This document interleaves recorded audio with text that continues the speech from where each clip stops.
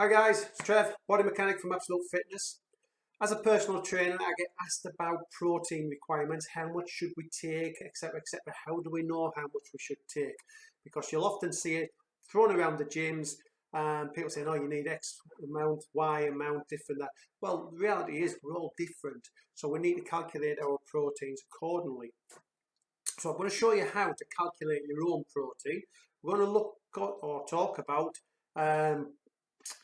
nutrient timing of it, when's the best time to take it, etc, etc, and we'll have a little look at the benefits of it.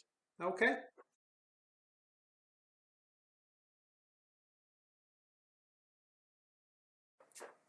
so how to calculate the macronutrient requirements for exercise on and non-exercise days.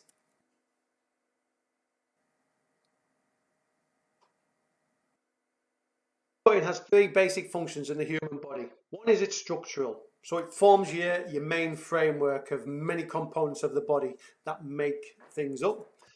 Secondly, homeostatic, so protein is used to make hormones, and hormones regulate various processes, insulin control, blood sugars, enzymes speed up reactions, and also in your immune system, because white blood cells use proteins to be made and they fight infections. And the last one is fuel. Now in Western society this isn't really a big issue, but it certainly is used to make fuel. Now, what are the protein requirements? Well, in a sedentary adult person, if I was to say to you how much, what is a visual of how much protein you need? Well, the size of a deck of cards is approximately the size of how much protein substance you would need. But it's not always the case. It's not always as simple as that. How much depends on activity levels, the activity type, and your body size. So you need to determine your grams of protein per kilogram of body weight. Now it's often branded around in gyms that you need 2 grams per kilo of body weight. That's not always the case. And as you can see from this table, this is a suggestion which is defined by the American College of Sports Medicine that plows millions into research. And it's telling you how many grams per kilogram that this type of person needs. So as we look here, protein requirements, this is a similar table. It's not any different, but it's explaining things a little bit more.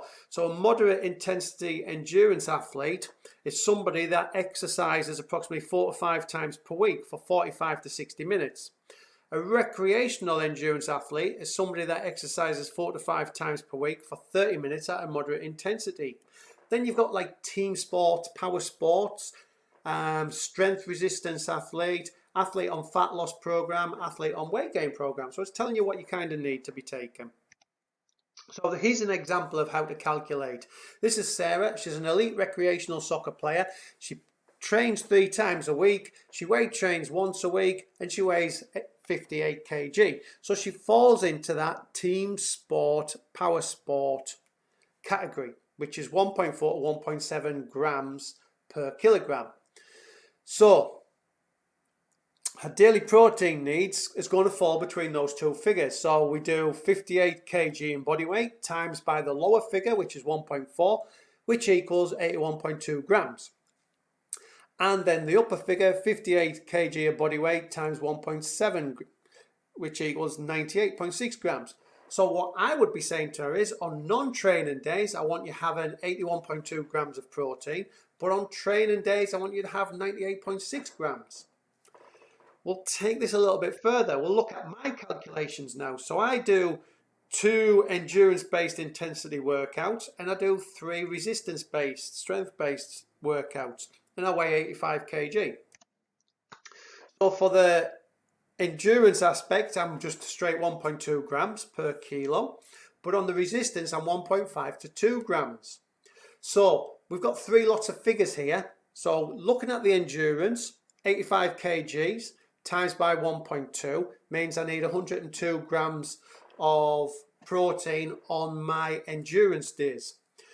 But then on my weights one, they're higher figures. So my daily protein needs on a resistance days, the lower aspect is 85 kg times 1.5, which means I should be having 127.5 grams, which is a lot higher than my endurance one. So what I'm going to say is on my non-training days, I'm going to have 127.5 grams of protein. On my training days, I'm going to do the upper aspect, in which case it's 85 kgs times 2, which is 170 grams. So training days, 170 grams. Non-training days, I'm going to have 127.5 grams.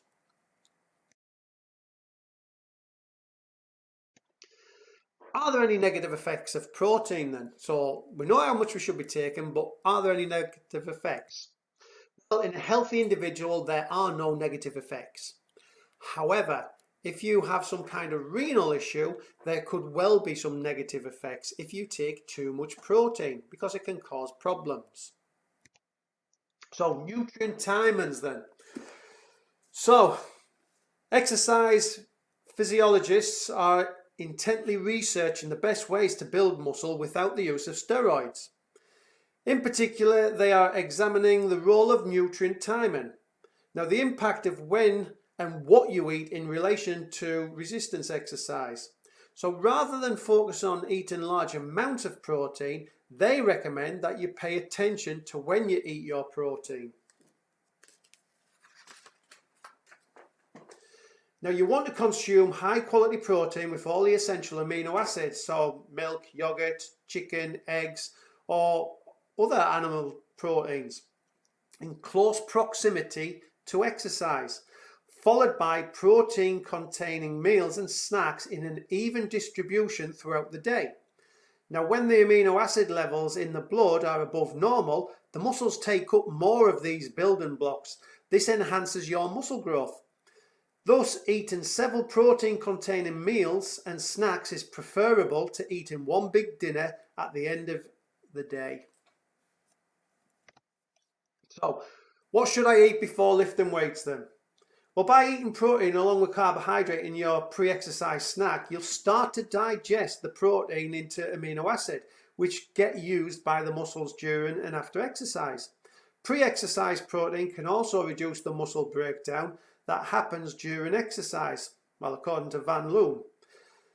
Whether or not this translates into bigger muscles has yet to be determined, but it certainly won't hurt.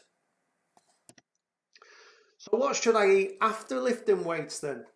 So after a hard gym workout, your muscles are primed for getting broken down. Their glycogen or carbohydrate stores have been vastly reduced. Levels of cortisol and other hormones that break down muscle are also high in the body. The muscle damage that occurs during exercise causes inflammation, and the amino acid glutamine that provides fuel for the immune system is also diminished. Now, if you just guzzle some water after your workout and dash to work, you'll miss this 45-minute post-exercise window of opportunity to optimally nourish, repair and build your muscles. Now, you can switch out of the muscle breakdown mode by eating a carbohydrate protein combination as soon as you can tolerate after exercise. If you are not feeling hungry, then eat as soon as you can tolerate some fluid or fuel. If possible, dinner.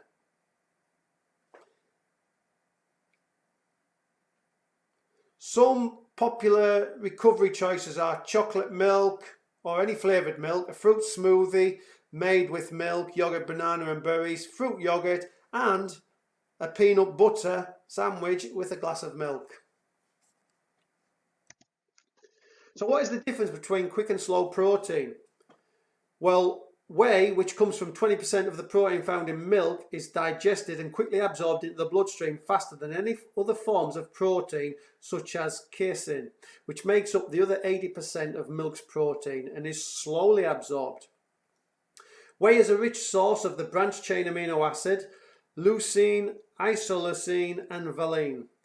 Now, branched-chain amino acids are taken up directly by the muscle instead of having to be first metabolized by the liver. Hence, whey is fast acting and a good source of raw materials for protecting muscles from getting broken down during exercise and for building muscles after exercise. Casein supplies a longer lasting and sustained source of amino acid, and it's also important in the muscle building process. Now at bedtime, casein can enhance the availability of amino acids throughout the night. Now milk offers both rapid and extended protein activity in the body. Milk and powdered milk are good alternatives to expensive protein supplements and offer protein the way nature intended.